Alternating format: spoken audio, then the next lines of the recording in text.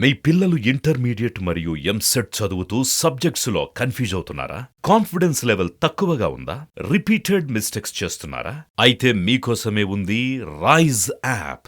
1 lakh question bank, performance analysis, online classes by experts, ఇంకా మరెన్నో features తో మీ ముందుకొచ్చింది Rise the perfect guide. Description లో ఉన్న లింకును ఉపయోగించి సబ్స్క్రైబ్ అవ్వండి. నమస్తే, వెల్కమ్ టు అవర్ ఛానల్. నేను Soujanya. Kalyan Ram Devil movie release అయింది. దానికి సంబంధించిన రివ్యూ మనతో పంచుకోవడానికి ఈరోజు మనతో పాటు ఉన్నారు సీనియర్ జర్నలిస్ట్ హేమసుందర్ గారు ఉన్నారు. వారితో మాట్లాడదాం. హాయ్ అండి. So devil movie Kalyan Ram గారిది. సో కొత్త లుక్తో కొత్త స్టోరీ అన్నట్టుగా ఆయన వచ్చారు ఈ మూవీతో. ఈ మూవీ ప్లస్ పాయింట్స్ ఏంటి, మైనస్ పాయింట్స్ ఏంటి? అంటే ఈ మూవీ కథ విషయానికి వచ్చేసరికి ఇది 1945 బ్యాక్ డ్రాప్. అంటే నేతాజీ సుభాష్ చంద్రబోస్ ఆ టైం నుంచి కథ తీసుకున్నారు. అంటే స్వాతంత్రానికి ముందు ఉమ్మడి మద్రాసు రాష్ట్రంలో అక్కడ ఒక జమీందార్ గారి ఇంటి, ఒక ఊళ్ళు రాసపాడు అనే విలేజ్లో ఒక జమీందార్ గారి కూతురు హత్య గురవుతుంది. అక్కడ కథ మొదలవుతుంది. అంటే హత్య ఎవరు చేశారు ఏంటి అనే దాని మీద ఒక ఏజెంట్ వస్తాడు. అతను డెవిల్ అనే ఏజెంటు. ఆ పాత్రని కళ్యాణ్ రామ్ పోషించాడు. అంటే అక్కడ ముడిపెట్టి, అంటే నేతాజీ సుభాష్ చంద్రబోస్కిను ఈ హత్యకి కొంత కనెక్షన్ ఉంటుంది. ఆ కనెక్షన్ ఏంటనేది మనం తెర మీద చూడాలి. ఓకే, అలా వెళ్ళే కథ ఇది. అంటే ఇంతకు ముందు కూడా బింబిసార్, అది కూడా బింబిసార కూడా పీరియడిక్ సినిమా. ఆ తర్వాత అమిగోస్ వచ్చింది. బింబిసార మంచి హిట్ వశిష్ఠ డైరెక్షన్లో. అమిగోస్ వచ్చింది, కానీ అమిగోస్ అయితే నిరాశపరిచిందని చెప్పాలి. అది పెద్దగా ఆడలేదు. మళ్ళీ చాలా కాలం తర్వాత చేసిన సినిమాగా కళ్యాణ్ రామ్కి ఒక మంచి ఇది సినిమాగా చెప్పొచ్చు ఈ సినిమాని. అంటే బింబిసార ఎంతైతే హిట్ ఇచ్చిందో, జనాల్లోకి ఎంత బాగా వెళ్ళిందో, డెవిల్ మూవీ కూడా అంతే ధీటుగా వెళ్ళే అవకాశాలు ఉన్నాయా? 100% ఉన్నాయి. ఎందుకంటే బింబిసార్ తర్వాత మళ్ళీ ఒక మంచి హిట్ వచ్చిందని చెప్పాలి. అయితే ఇది ఏమైందంటే కొంత వివాదం నడిచింది ఈ సినిమా మీద. డైరెక్టర్ నవీన్ మేడారం అనే ఆయన ఈ సినిమా చేశాడు. చేస్తే అతని పేరు తీసేసి అభిషేకనామా తన పేరు వేసుకుని డైరెక్టర్గా పేరు వేసుకోవడంతో అదే నిర్మాతకిను డైరెక్టర్కి మధ్య క్లాష్ అయింది. ఓకే, దాంతో సినిమా కంప్లీట్ అయిపోయింది. అతను నేనే చేశానని చెప్తున్నాడు. అతను కూడా నేను చాలా కష్టపడ్డాను, 3 సంవత్సరాలు కష్టపడ్డానని చెప్పాడు. అయితే ఆ వివాదం పక్కన పెడితే సినిమా పరంగా చూసుకుంటే సినిమా అయితే బాగా వచ్చింది. ముఖ్యంగా రీ రికార్డింగ్ కానీ, ఆ 1945 బ్యాక్ డ్రాప్ కానీ, ఆ మర్డర్ విషయంలో మర్డర్ మిస్టరీని తేల్చడం ఒకటిను, నేతాజీ సుభాష్ చంద్రబోస్ ఇక్కడ రావడానికి అతనికి ఒక గూఢచార వ్యవస్థ ఉంటుంది. నేషనల్ ఆజాదీ హింద్ ఫౌజ్ ఉంటుంది కాబట్టి ఆ ఆజాదీ హింద్ ఫౌజ్తో ముడిపెట్టి నేతాజీ సుభాష్ చంద్రబోస్కి కుడిభుజం లాంటి త్రివర్ణ అనే వ్యక్తి నేతాజీకి, ఆ త్రివర్ణ అనే వ్యక్తి ఎవరు ఏంటి అనేది సస్పెన్స్ అది మనకి. అంటే త్రివర్ణ పేరుతో ఒక లేడీని అరెస్ట్ చేస్తారు, కానీ ఆ లేడీకి సినిమాకి అయితే త్రివర్ణ మీదే సినిమా అంతా తిరుగుతుంది. ముఖ్యంగా సంయుక్త మీనన్ హీరోయిన్గా చేసింది. తర్వాత మాళవిక నాయర్ కూడా ఇంకో హీరోయిన్ అనుకోవాలి. ఇక షఫీ కానీ ఇతరత్ర పాత్రలు చాలా ఉన్నాయి దీంట్లో. కళ్యాణ్ రామ్ గారు సంయుక్త మీనన్ ఆల్రెడీ బింబిసారలో కలిసి చేశారు. తర్వాత మళ్ళీ డెవిల్లోని కూడా సంయుక్త మీనన్నే తీసుకోవడానికి కారణాలు ఏమై ఉండొచ్చు అంటారు? ఇప్పుడు విరూపాక్ష సినిమా ఉంది, ఆ అమ్మాయికి మంచి హిట్ వచ్చింది. మరి మంచి నటన కనబరిచింది దాంట్లో కూడా. ఇందులో కూడా అలాంటి స్కోప్ ఉన్న పాత్రే, నటనకు స్కోప్ ఉన్న పాత్ర చేసింది. ముఖ్యంగా కళ్యాణ్ రామ్ అయితే చాలా ఈజీగా నటించాడు, చాలా కష్టపడ్డాడని చెప్పుకోవాలి. ఆ ఫైట్స్ విషయంలో కానీ, ఆ సినిమాకి సంబంధించి మొదటి నుంచి కూడా చివరి వరకు చాలా పవర్ఫుల్ పాత్ర అని చెప్పాలి అతనిది. ఆ డెవిల్ అనే పాత్ర ఏంటి, అది బ్రిటిష్ ఏజెంట్గానే ముద్రపడి బ్రిటిష్ వాళ్ళ దగ్గర పనిచేసే ఒక ఉద్యోగి లాంటి పాత్ర అది. అంటే దేశభక్తి పూరిత సినిమాకి మరి ఈ ఏజెంటు ఎలా పనిచేసాడు అతను వాళ్ళకి, బ్రిటిష్ వాళ్ళ తరపుని, లేదా బ్రిటిష్ వాళ్ళకి వ్యతిరేకంగా పనిచేశాడు అనేది దీంట్లో కీ పాయింట్. ఆ పాయింట్ మీదే సినిమా కథ అంతా నడుస్తుంది. అంటే ఇంతకుముందు సంయుక్త మీనన్ చేసినటువంటి బింబిసారలో అంత స్కోప్ లేదు హీరోయిన్కి. సో ఈ సినిమాలో స్కోప్ ఉందా సంయుక్త మీనన్? ఈ సినిమాలో స్కోప్ ఉంది. ఎందుకంటే అక్కడ జమీందార్ గారికి బంధువు అవుతుంది అమ్మాయి. అంటే అక్కడ జమీందార్ గారి కూతురిని చంపారని చెప్పేసి జమీందార్ గారిని అరెస్ట్ చేస్తారు. అసలు ఆ జమీందార్ కూతురిని చంపింది ఎవరు, ఈ నేతాజీ కథకిను ఈ జమీందారు ఇంట్లో జరిగిన మర్డర్కి ఏంటి సంబంధం అనేది ఇందులో మిస్టరీ. అంటే ఒక మర్డర్ మిస్టరీగా వెళ్తుంది, కానీ ఒక పవర్ఫుల్ సబ్జెక్టు. ఆ నేతాజీకి సంబంధించిన నేతాజీ మనకి ఎక్కడ కనిపించడు. ఓకే, అంటే వాళ్ళు ముందే చెప్పారు ఇది నేతాజీ సుభాష్ చంద్రబోస్ అనే పాత్రను తీసుకున్నాం, కానీ ఆ మిగతా కథ అంతా మేము కల్పనే అని చెప్పారు. కాబట్టి అవన్నీ జరిగిన కథ కాదు. ఆ త్రివర్ణ అనే పాత్ర కానీ, లేకపోతే డెవిల్ అనే పాత్ర కానీ, ఇవన్నీ కల్పిత పాత్రలే. వాళ్ళు ముందే చెప్పారు ఒక నేతాజీ పాత్రనే మేము తీసుకున్నాము. ఆ నేతాజీ పాత్ర కూడా మనకు కనిపించదు, ఎక్కడా కనిపించదు అది. కాబట్టి నేతాజీ చుట్టూ ఒక కథను అల్లుకుని చెప్పారు అది. అంటే నేతాజీ గారి పేరుని ఉపయోగించుకుని మొత్తం సినిమా ఎలా రన్ చేయగలిగారు? ప్లస్ పాయింట్స్ ఏంటి అసలు దీనికి? అంటే అది మర్డర్ మిస్టరీ ముడిపెట్టారు. ఆ నేతాజీని అంతమొందించడానికి బ్రిటిష్ వాళ్ళు ఏం చేశారు, ఓకే, అతను రప్పించడానికి అతను మట్టు పెట్టారా, నేతాజీని మట్టు పెట్టారా లేదా, అతను మట్టు పెట్టే ప్రయత్నంలో త్రివర్ణ అనే వ్యక్తి ఎలా అడ్డుపడ్డాడు అనేది ఇందులో కీ పాయింట్. అట్లా కథ రన్ అవుతుంది. ఇప్పుడు మనకి RRR సినిమా తీసుకుంటే కొమరం భీముని అల్లు సీతారామరాజుని కలిపాడు. నిజానికి వాళ్ళు కలిసింది లేదు, అదొక కల్పనతో చేశారు.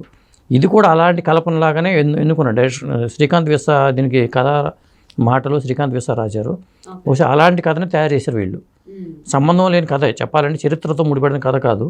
మన పీరియడిక్ సినిమా అని చెప్పడానికి 1945 బ్యాక్ డ్రాప్ ఒకటే దీనికి లింకప్ అయి ఉంది. ఓకే, అంటే ఏ అంశాల వల్ల డెవిల్ హిట్ టాక్ తెప్పించుకుంది అనుకోవచ్చు?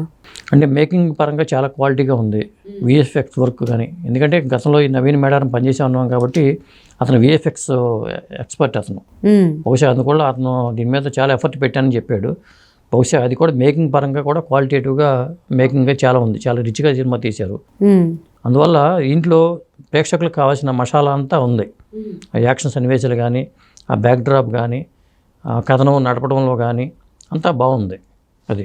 ఓకే, అంటే ఇంకా నచ్చని అంశాలు ఏమైనా ఉన్నాయా? అంటే క్లిక్ అవ్వనివి ఏమైనా ఉన్నాయా ఈ అంటే సినిమాలో? కొన్ని సందర్భాల్లో ఎమోషన్ అనేది కొంత క్యారీ అవ్వలేదు, కానీ అది పెద్దగా పట్టించుకోవాల్సిన అవసరం లేదు. అట్లా అనుకుంటే బింబసారాలో కూడా ఉంది, కానీ హైలైట్ అయ్యే సన్నివేశాలు చాలా ఎక్కువ ఉన్నాయి. ఆ యాక్షన్ సన్నివేశాల పరంగా ఆ స్పీడ్ కానీ, కళ్యాణరామ్లో ఇంత స్పీడ్ ఉందా అనే విస్తుపోయేలాగానే అతని యాక్షన్ సన్నివేశాలు అయితే ఉన్నాయి. ఇంకా మ్యూజిక్ వైజ్ చూస్తే ఎలా? మ్యూజిక్ రికార్డింగ్ ఒక హైలైట్ అని చెప్పుకోవాలి. అంటే పాటలకి స్కోప్ లేని సినిమాగా దీన్ని చెప్పుకోవచ్చు. పాటల పరంగా అంత చెప్పుకునే లేదు, కానీ బీజిఎం పరంగా బాగుంది. ఓకే, ఆ సినిమా అయితే హిట్ రేంజ్. అంటే ఈ సినిమాకి నేను ఇచ్చే రేటింగ్ అయితే 5కి 3 ఇద్దామని అనుకుంటున్నాను నేనైతే. అంటే కొంతమంది అయితే కొంత నెగిటివ్ ఫీడ్బ్యాక్ చేశారు, కానీ సినిమాకి అయితే పాజిటివ్ టాకే ఉంది ఈరోజు. ఓకే, అంటే ఇంతకు ముందు చేసిన సినిమాలకి ఈ మధ్య కాలంలో కళ్యాణరామ్ చేసిన సినిమాలకి చాలా తేడా ఉంది. సో ఆ మార్పు ఇందులో కూడా బాగా కొట్టొచ్చినట్టు కనపడింది అని అనుకోవచ్చా? కనిపించింది, ఎందుకంటే అతని పటాస్ అతనికి మంచి పేరు తెచ్చిపెట్టింది. అంటే లుక్స్ వైజ్ కూడా ప్రతి సినిమాకి చేంజ్ ఓవర్ వస్తుంది. అలాగే బింబసారాకి అతనికి మంచి పేరు వచ్చింది, పైగా డ్యూయల్ రోల్ చేశారు. అది అతనికి నటుడికి మంచి పేరు తెచ్చిపెట్టింది ఆ సినిమా. ఆ తర్వాత ఈ సినిమా కూడా నటుడిగా అతనికి చాలా హెల్ప్ అయిందని చెప్పుకోవచ్చు అది. ఓకే, సో మరి ఈ సినిమా కళ్యాణరామ్ కెరీర్లో ది బెస్ట్ సినిమాగా ఉంటుందని అనుకోవచ్చా? బింబసార తర్వాత మళ్ళీ మంచి సినిమా చేశాడని చెప్పుకోవచ్చు. ఖచ్చితంగా కళ్యాణరామ్కి మాత్రం మంచి మలుపు అయ్యే సినిమాగా చెప్పొచ్చు మనం. అంటే నేతాజీ గారి పేరుని ఉపయోగించుకుని మొత్తం సినిమా ఎలా రన్ చేయగలిగారు? ప్లస్ పాయింట్స్ ఏంటి అసలు దీనికి? అంటే అది మర్డర్ మిస్టరీ ముడిపెట్టారు. ఆ నేతాజీని అంతమొందించడానికి బ్రిటిష్ వాళ్ళు ఏం చేశారు, ఓకే, అతను రప్పించడానికి అతను మట్టు పెట్టారా, నేతాజీని మట్టు పెట్టారా లేదా, అతను మట్టు పెట్టే ప్రయత్నంలో త్రివర్ణ అనే వ్యక్తి ఎలా అడ్డుపడ్డాడు అనేది ఇందులో కీ పాయింట్. అట్లా కథ రన్ అవుతుంది. ఇప్పుడు మనకి RRR సినిమా తీసుకుంటే కొమరం భీముని అల్లు సీతారామరాజుని కలిపాడు. నిజానికి వాళ్ళు కలిసింది లేదు, అదొక కల్పనతో చేశారు. ఇది కూడా అలాంటి కల్పనలాగానే ఎన్నుకున్నాడు డైరెక్టర్ శ్రీకాంత్ విసా. దీనికి కథ మాటలు శ్రీకాంత్ విసా రాశారు. బహుశా అలాంటి కథని తయారు చేశారు వీళ్ళు. సంబంధం లేని కథ, చెప్పాలంటే చరిత్రతో ముడిపడిన కథ కాదు. మన పీరియడిక్ సినిమా అని చెప్పడానికి 1945 బ్యాక్ డ్రాప్ ఒకటే దీనికి లింకప్ అయి ఉంది. ఓకే, అంటే ఏ అంశాల వల్ల డెవిల్ హిట్ టాక్ తెప్పించుకుంది అనుకోవచ్చు? అంటే మేకింగ్ పరంగా చాలా క్వాలిటీగా ఉంది. విఎఫ్ఎక్స్ వర్క్ కానీ, ఎందుకంటే గతంలో ఈ నవీన్ మేడారం పనిచేసే ఉన్నాం కాబట్టి అతను విఎఫ్ఎక్స్ ఎక్స్పర్ట్ అతను. బహుశా అందువల్ల అతను దీని మీద చాలా ఎఫర్ట్ పెట్టానని చెప్పాడు. బహుశా అది కూడా మేకింగ్ పరంగా కూడా క్వాలిటేటివ్గా మేకింగ్ చాలా ఉంది, చాలా రిచ్గా సినిమా తీశారు. అందువల్ల ఇంట్లో ప్రేక్షకులకు కావాల్సిన మసాలా అంతా ఉంది. ఆ యాక్షన్ సన్నివేశాలు కానీ, ఆ బ్యాక్ డ్రాప్ కానీ, ఆ కథనం నడపడంలో కానీ అంతా బాగుంది అది. ఓకే, అంటే ఇంకా నచ్చని అంశాలు ఏమైనా ఉన్నాయా? అంటే క్లిక్ అవ్వనివి ఏమైనా ఉన్నాయా ఈ అంటే సినిమాలో? కొన్ని సందర్భాల్లో ఎమోషన్ అనేది కొంత క్యారీ అవ్వలేదు, కానీ అది పెద్దగా పట్టించుకోవాల్సిన అవసరం లేదు. అట్లా అనుకుంటే బింబసారాలో కూడా ఉంది, కానీ హైలైట్ అయ్యే సన్నివేశాలు చాలా ఎక్కువ ఉన్నాయి. ఆ యాక్షన్ సన్నివేశాల పరంగా ఆ స్పీడ్ కానీ, కళ్యాణరామ్లో ఇంత స్పీడ్ ఉందా అనే విస్తుపోయేలాగానే అతని యాక్షన్ సన్నివేశాలు అయితే ఉన్నాయి. ఇంకా మ్యూజిక్ వైజ్ చూస్తే ఎలా? మ్యూజిక్ రికార్డింగ్ ఒక హైలైట్ అని చెప్పుకోవాలి. అంటే పాటలకి స్కోప్ లేని సినిమాగా దీన్ని చెప్పుకోవచ్చు. పాటల పరంగా అంత చెప్పుకునే లేదు, కానీ బీజిఎం పరంగా బాగుంది. ఓకే, ఆ సినిమా అయితే హిట్ రేంజ్. అంటే ఈ సినిమాకి నేను ఇచ్చే రేటింగ్ అయితే 5కి 3 ఇద్దామని అనుకుంటున్నాను నేనైతే. అంటే కొంతమంది అయితే కొంత నెగిటివ్ ఫీడ్బ్యాక్ చేశారు, కానీ సినిమాకి అయితే పాజిటివ్ టాకే ఉంది ఈరోజు. ఓకే. అంటే ఇంతకు ముందు చేసిన సినిమాలకి ఈ మధ్య కాలంలో కళ్యాణ్ రామ్ చేసిన సినిమాలకి చాలా తేడా ఉంది. సో ఆ మార్పు ఇందులో కూడా బాగా కొట్టొచ్చినట్టు కనపడింది అని అనుకోవచ్చా? కనిపించింది, ఎందుకంటే అతను పటాస్ అతనికి మంచి పేరు తెచ్చిపెట్టింది. లుక్స్ వైజ్ కూడా ప్రతి సినిమాకి చేంజ్ ఓవర్ వస్తూనే ఉంది. అలాగే బింబిసారాకి అతనికి మంచి పేరు వచ్చింది, పైగా డ్యూయల్ రోల్ చేశారు, అది అతనికి నటుడికి మంచి పేరు తెచ్చిపెట్టింది ఆ సినిమా. ఆ తర్వాత ఈ సినిమా కూడా నటుడిగా అతనికి చాలా హెల్ప్ అయిందని చెప్పుకోవచ్చు. అది ఓకే. సో మరి ఈ సినిమా కళ్యాణ్ రామ్ కెరీర్లో ది బెస్ట్ సినిమాగా ఉంటుందని అనుకోవచ్చా? బింబిసార తర్వాత మళ్ళీ మంచి సినిమా చేశాడని చెప్పుకోవచ్చు. ఖచ్చితంగా కళ్యాణ్ రామ్కి మాత్రం మంచి మలుపు అయ్యే సినిమాగా చెప్పొచ్చు మనం.